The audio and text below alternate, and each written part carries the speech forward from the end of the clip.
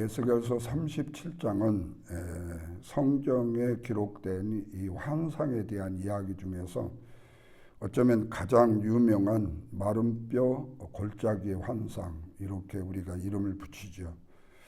근데 이 환상을 이해하려면은 이스라엘 당시에 처한 상황, 역사적 상황을 살펴봐야 됩니다. 북이스라엘은 이미 망했지만 남유다는 586년에 바벨론의 느부갓네살 왕에 의해서 예루살렘이 함락됨으로 인해서 남유다가 멸망을 받게 됩니다. 예루살렘에 솔로몬이 지었던 그 화려한 성전이 불이 탑니다. 견고한 성벽은 순식간에 다 무너지고 수많은 백성들이 죽거나 포로로 잡혀가게 되죠. 어쩌면은 다윗이 세웠던 통일왕국의 다윗의 왕조가 무너지게 되고 하나님의 백성이라는 민족의 자부심도 완전히 다 부서지는 때가 바로 이때였습니다.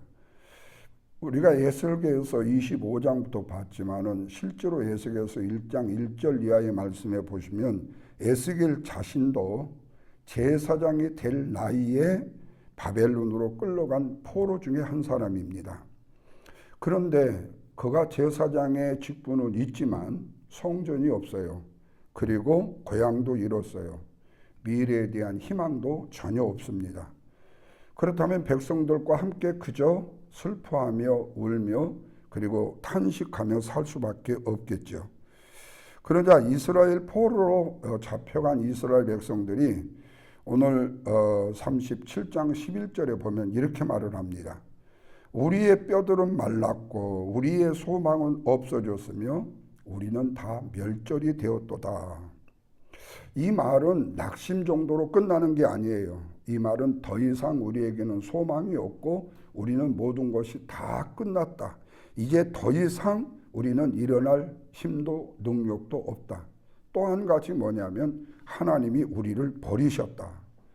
이런 절망의 아주 절규의 고백이 이 말씀의 내용입니다.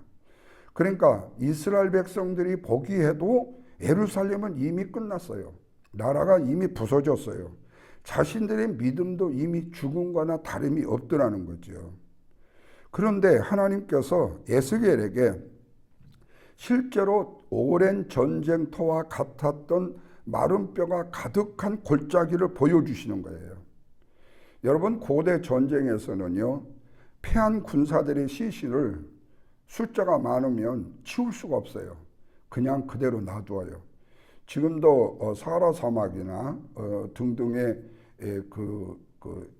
이집트 주위로 이스라엘, 이집트 주로 요르단, 시리아 여기를 가보면은 이전에 6.1 전쟁 때에 버리고 간 탱크나 이런 작곡들이, 철 작곡들이 지금도 그 사막 한가운데 이렇게 남겨져 있는 모습들을 볼 수가 있어요.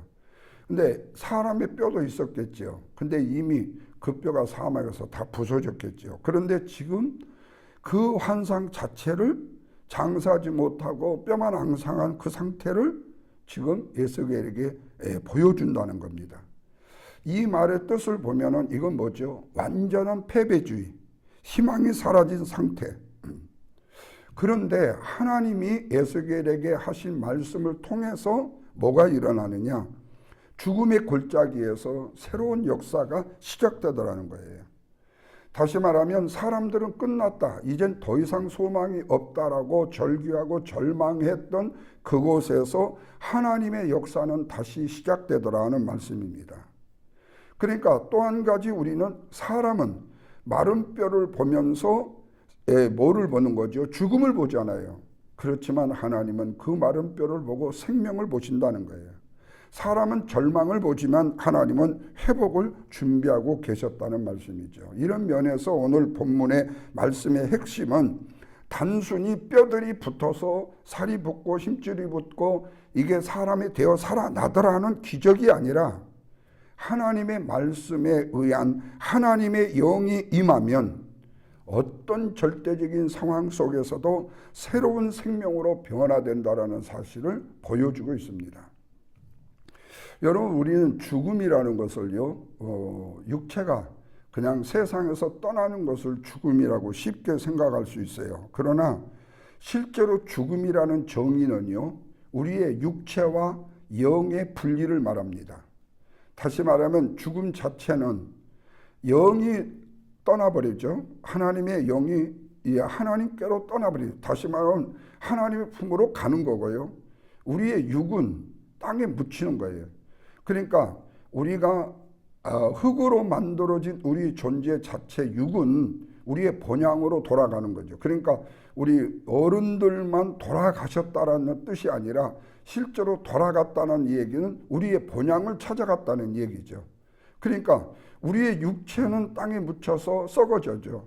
그러나 우리의 영은 하나님께로 가면서 그 영이 바로 우리의 심판의 대상이 될 수도 있는 거죠. 그러니까 중요한 것은 이 뼈들이 지금 새 생명으로 변화를 된다라는 것은 영이 다시 육에서 살아난다. 그러니까 지금 여기 말씀하고 있는 것은 뼈 플러스 영을 집어넣는 거예요. 이제 좀 이따 보면 아시겠지만, 그러니까 어떤 의미에서 보면 이 말씀은 절망과 낙심 가운데 살아가는 우리에게도 소망을 주는 하나의 메시지라고 말할 수가 있겠죠. 오늘날도 우리의 삶에 메마른 가정이 될 수 있고 메마른 교회가 될 수도 있고 그리고 메마른 우리의 인생의 삶이 될 수도 있죠. 거기에 생기를 불어넣는다, 다시 일으켜 세운다라는 사실은 엄청난 큰 축복이죠.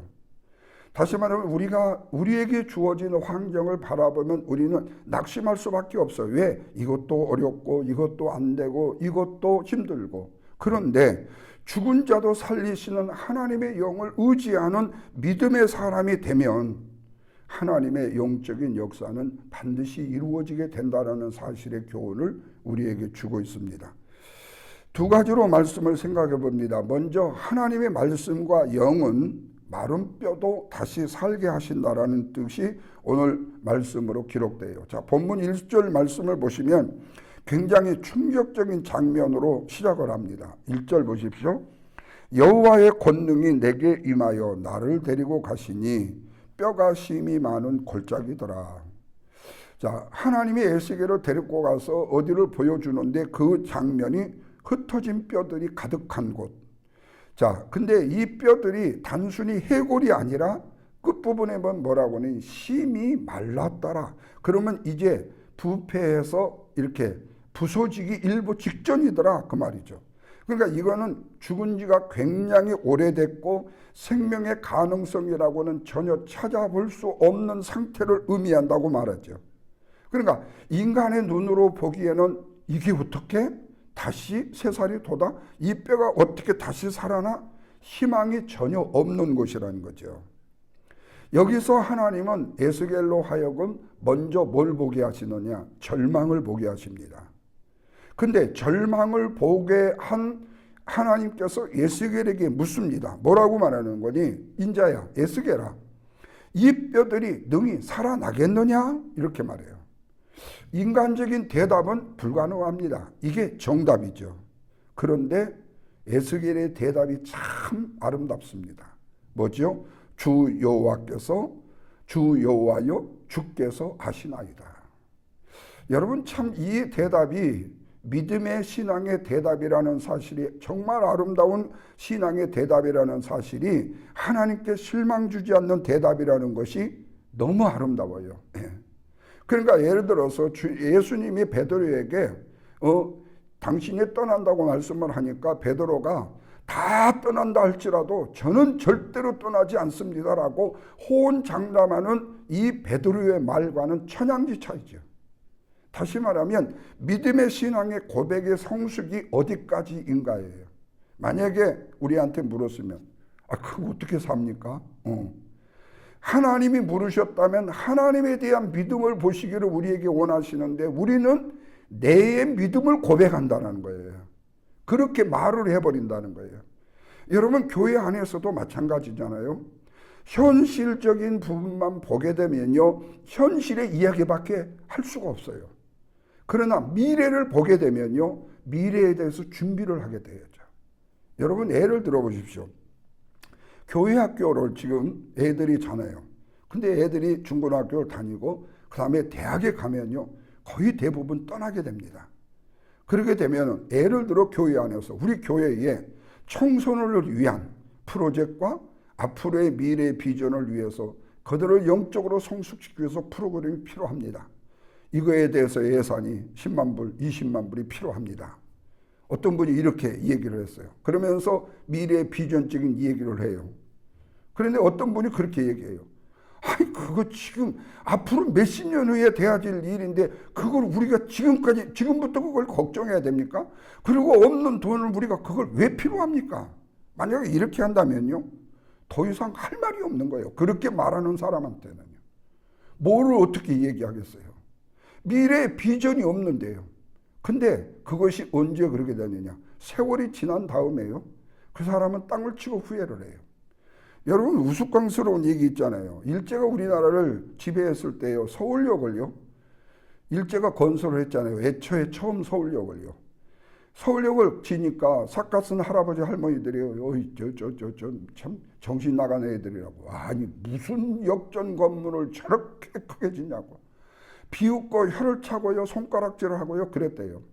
그랬더니 그 일본 사람들이 그걸 얘기 듣고 당신들 50년 지나봐라. 이것도 적다. 이렇게 얘기했대요. 그랬더니 말도 안 되는 소리 하지 마라. 그랬대요. 여러분 옛날에 꽤 오래됐죠. 70년대 80년대 제가 기억되기로 서울역 뭐 추석 때인가 뭐 구정 때인가 귀향하다가 그 서울역 계단 올라가다가 이게 무너져 갖고 압사했잖아요. 이거 사람들이 넘어져 갖고 압사 사건이 일어났잖아요. 그러니까 미래의 비전을 보지 못하면요 그저 그냥 삭감만 쓸 수밖에 없어요. 똑같아요. 지금 에스겔에게 하나님께서 이 뼈들이 살아나겠느냐라고 물었을 때에 주님이 하실 거 아닙니까? 주님이 이 말씀을 하실 때에는 이 말씀에 능력이 있음을 주님은 아시기 때문에 말씀하지 않습니까? 그러면 주님 뜻대로 하실 수 있습니다라는 고백이잖아요. 여러분 이 에스겔의 이 고백이요 우리로 하여금이요 엄청난 감동이에요. 믿음은 현실을 절대로 부정하는 게 아닙니다. 믿음은 현실보다도 하나님의 능력을 더 신뢰하는 것이 바로 우리의 믿음이어야 돼요. 회복은 바로 이 믿음에서부터 시작이 되어져요. 이 믿음이 없을 때 내 안에 비전과 꿈은 상실돼 버리죠. 그러자 4절 보니까 하나님은 말씀해요. 이 뼈들에게 대언을 하라고요. 이제 더 이상한 얘기를 하는 거예요. 이 뼈들한테 이 얘기를 하래요. 명령을 하래요. 그런데 에스겔이 그 말 그대로 너희 마른 뼈들아 여호와의 말씀을 들어라. 진짜 환장하겠네. 어떻게 마른 뼈가 여호와의 말씀을 들어요. 근데요 하나님의 피조물이잖아요. 그 말씀을 선포하자 뒤에 말씀을 보시면은 뼈들이 움직이기 시작한다고 했잖아요. 뼈가 연결이 되고 그렇게 삭아버린 그냥 부스러질 것 같은 것이 그게 뼈와 뼈가 연결이 되고 힘줄이 생기고 살이 붙고 가죽이 덮이게 되더라. 그런데 아직 살아나는 게 아니에요. 형체만 생겼어요. 왜? 그 안에 뭐가? 생명, 생기가 없었기 때문에. 여기서 우리는 능력과 권세라는 것은요 말씀 하나로 되어진 게 아니고 하나님의 말씀 이코로 플러스 성령이 함께하는 역사라는 사실을 알게 되죠. 그러면서 5절에 다시 말씀해요. 생기에게 그러면 이제 말해라. 명령해라. 생기는 뭐죠? 우리가 히브리 말로 르하우라는 말인데 르하우 바람, 호흡, 영이라는 말을 가지고 있어요. 뜻을 가지고 있죠. 그 원조는 창세기 2장에 하나님께서 아담을 만드실 때 흙으로 만드신 다음에 코에 뭐를 불어넣어요? 생기를 불어넣으시자 생명이 되었다. 이렇게 말씀하잖아요. 하나님의 기운을 집어넣으니까 그게 힘이 되었다. 그래서요. 여기서도 마찬가지로 하나님이 영이 들어가자 7절 이하의 말씀해 보시면은 죽은 뼈들이 살아나서 힘이 큰 군대가 되었다. 그래서요. 여러분 여기서 우리가 꼭 기억해야 될 것은요. 만약에 말씀만 있고 성령의 역사가 없으면 뭐가 남을까요? 지식만 남습니다. 그렇다고 성령만 강조하고 말씀이 없으면 어떻게 돼야 돼요? 방향을 잃어버립니다. 이게 중요해요. 그러니까 우리의 신앙생활에도요 마찬가지죠. 자, 목사가 귀에 복음을 전하며 말씀을 전할 때에는요 지식을 전할 수 있어요. 왜? 남이 깨닫지 못하는 말씀의 해석을 통해서 말씀을 전할 수 있어요. 성도들이 그렇구나 깨달아요. 지식적으로 깨달을 수 있어요. 근데 만약에 지식으로 깨달은 것에 하나님의 영이 임하지 아니하면요 그 지식은 지식으로 그건 아는 것은 그걸로 끝나버려요. 더 이상 역사가 없어요. 그래서 목회 중에 목사에게 정말 중요한 것이 말씀을 잘 전한 것으로 끝나는 것이 아니고 이 말씀을 통해서 성도들에게 하나님의 영이 임해서 이 말씀이 영향력을 나타낼 수 있도록 감화 감동으로 행동에 옮겨지는 삶을 살 수 있도록 만드는 것. 이거는 목사가 만들 힘이 아니라 이 일을 위해서 목사가 기도하는 일이 중요하다. 그래서 우리가 말씀을 준비할 때에도 기도와 함께 이 말씀을 준비하는 거잖아요.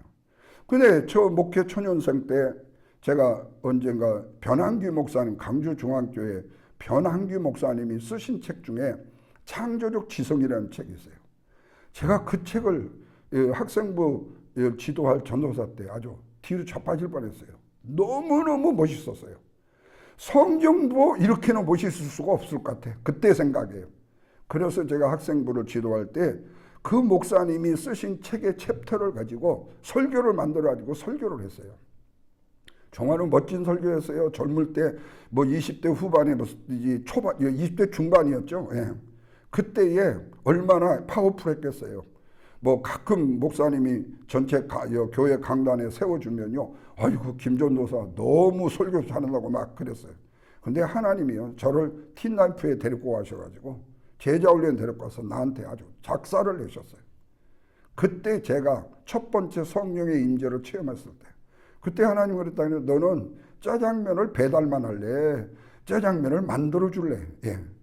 이 말씀이 저는 그렇게 받아들였어요. 너는 남의 것 비켜가지고 그것만 설교를 할래? 네가 정말로 기도하면서 말씀을 준비할래?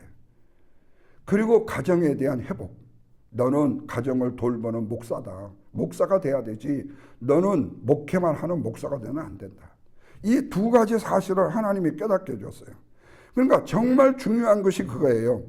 만약에 말씀이 있고 성령의 역사가 없으면 우리가 지식적인 신앙이 될 수 있지만 성령만 강조하고 말씀이 없게 되면은 어디로 가야 될지를 몰라요.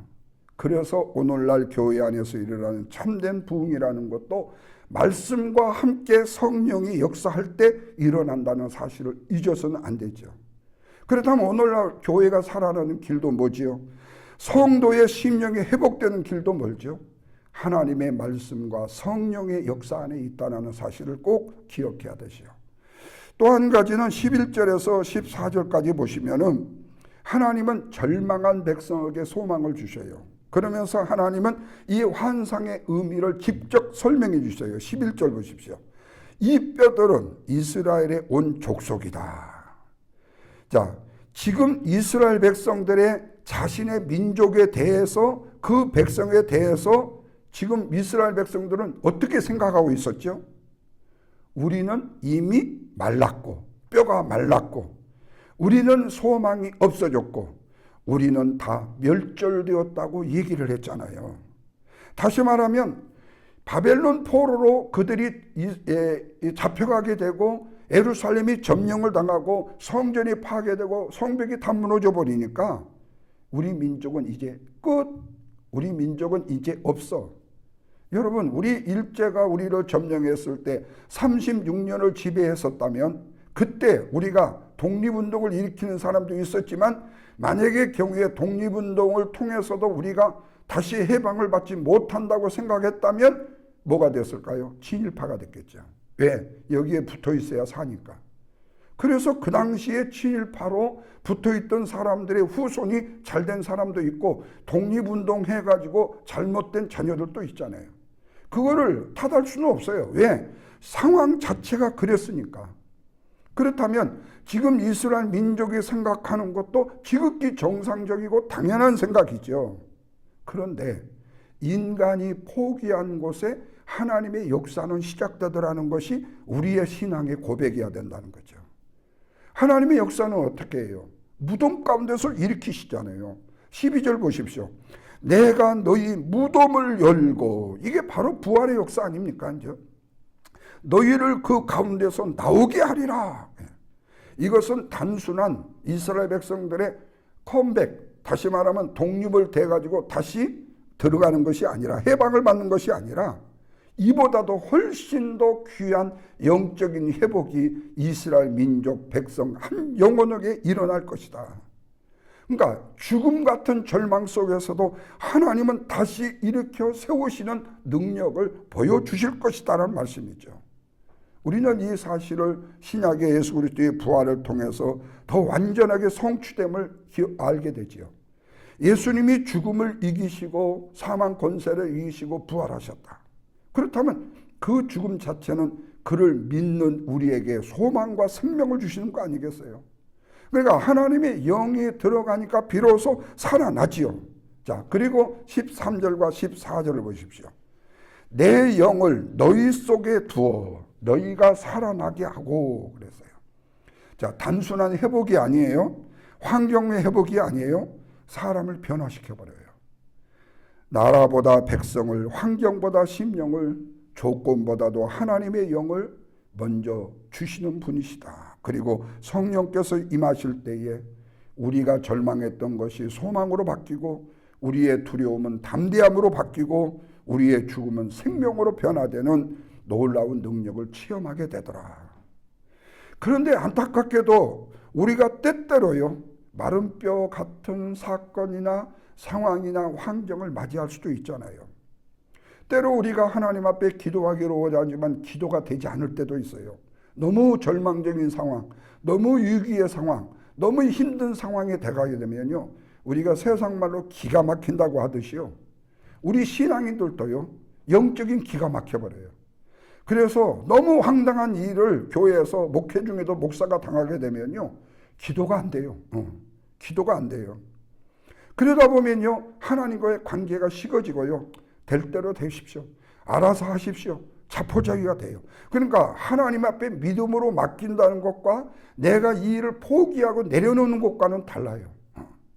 그러니까 목회 중에요, 수많은 이런 일들을 경험하게 돼요. 사람과의 관계도 무너지게 되고 회복도 끊어지게 되고요, 내가 믿었던 사람이요 순식간에 돌변해 가지고요. 그러니까 이런 일도 있었어요. 제가 한국에서 목회할 때 한 우리 선배 목사님이 계셨는데, 교회에 그 쓰레기를 이렇게 줍고 하시는 분인데요, 굉장히 신실해요. 너무 심성이 좋아요. 근데 교인들이 입장에서 저분을 장로로 세우자 하면 교인들이 돈도 없고, 왜냐하면 한국은 그런 거 외형을 많이 보잖아요. 그래서 이 목사님이 정말로 기도를 많이 했어요. 그래도 결단을 해가지고 당의 결의를 통해가지고 공동회의를 붙여서 설명을 잘했어요. 돈이 있고 없고가 문제가 아니라 신앙이 문제다. 그래서 정말로 장로를 세웠어요. 그 다음 달 당회부터 그분이 달라졌다는 거 아니에요? 목사님한테 딱딱 할 소리를 다 하면서 옳은 소리 그른 소리를 얘기하시더라고요. 그러면서 우리 후배들한테 그러더라고요. 진짜 이거 구별하기 힘들자고요.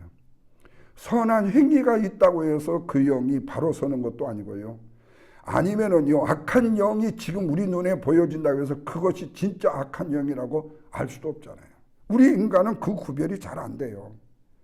다시 말하면 너희 속에 내 영을 두리라, 이 영이 우리 속에 있어야 돼요. 그러면 하나님은 포기하지 않으시고, 하나님은 절망 속에서 소망으로 이끄시고, 두려움 속에서도요, 아름다운 기쁨으로 이끄시죠. 그래서 사람이 끝이라고 하고 하는 곳에서 하나님은 새로운 시작을 만드신다. 그렇다면 저와 여러분의 삶 속에 어떤 부분이 마른 뼈처럼 느껴질 수 있는 부분이 무엇인가도 한번 우리 생각해 볼 수 있죠. 그러나 꼭 기억하십시오. 마른 뼈를 살아나게 할 수 있는 능력은 사람에게 있지 않고 하나님의 말씀과 하나님의 영에 있더라.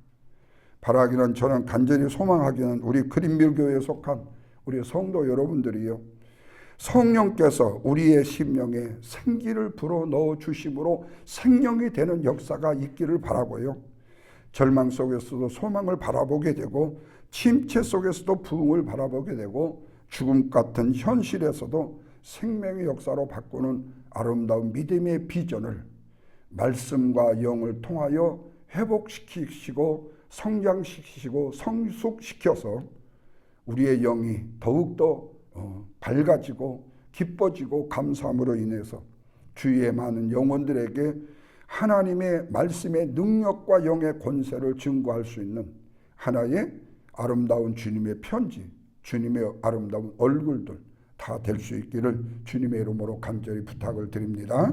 기도하겠습니다. 하나님 아버지 고맙습니다.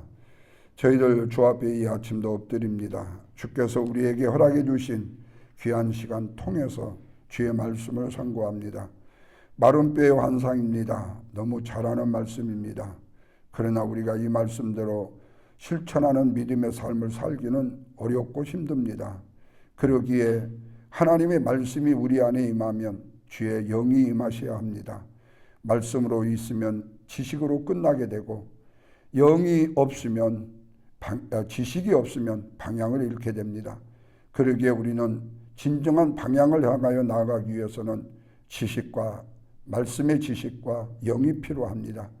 그리고 또한 우리 하나님이 원하시고 기뻐하시는 선하신 뜻도 하나님의 말씀을 알고 성령의 임재를 체험하는 믿음의 신앙생활입니다. 이 삶을 통해서 하나님께 영광을 돌리는 우리 그린빌 재단의 성도들이 되게 해주시고 또한 특별히 간절히 소망하기는 이제 다음 주 수술받는 사랑하는 귀한 집사님 불쌍히 여기시고 그 영을 주의 품에 안아주셔서 그 영혼을 정결하고 깨끗게 하시고 그가 정결하고 깨끗한 마음 가지고 수술대에 누워 수술을 받게 하시고 그로 인하여 우리 하나님의 임재의 손길이 성령의 손길이 임함으로 인하여서 더 이상의 전이나 어렵고 힘든 일로 고통당하지 않고 악한 것 떼어남으로 그대로 멈추고 그대로 회복되는 놀라운 축복이 있도록 주께서 역사해 주시고 또한 집도하는 선생님과 간호원들 수술방에 돕는 모든 영혼들 주께서 지켜보호하여 주시고 또한 모든 일에 합력하여 선을 이루도록 역사해 주옵소서. 특별히 주님의 살아계심을 온전히 사랑하는 귀한 딸을 통하여 증거받게 하시고 그 놀라우신 기적의 능력을 체험할 수 있도록 역사해 주옵소서. 우리 성도들 가운데 여러 가지 힘들고 어려운 문제도 하나님 아시죠. 주께서 기억하시고 그 문제 가운데도 하나님이 친히 개입하셔서 그 문제의 주인이 되어주시고 그 놀라우신 권능으로 능력으로 그 문제의 해결사가 되어 주옵소서. 오늘 한날도 우리 주님께 맡깁니다. 주님 주장하시고 무엇보다도 내일 거룩한 주일에 한 영혼 빠짐없이 세상으로 나가지 않고 하나님 앞에 엎드려 신령과 진정의 예배의 성공자로 설 수 있는 귀한 영혼들 되게 하시고 내일 또한 성찬 예배를 통해서 하나님의 기쁨이 우리와 함께 동행하는 아름다운 임재를 체험하는 복된 시간 되게 해 주옵소서. 오늘 하루를 우리 주님께 맡기었고 예수님의 거룩하신 이름으로 기도하옵나이다. 아멘.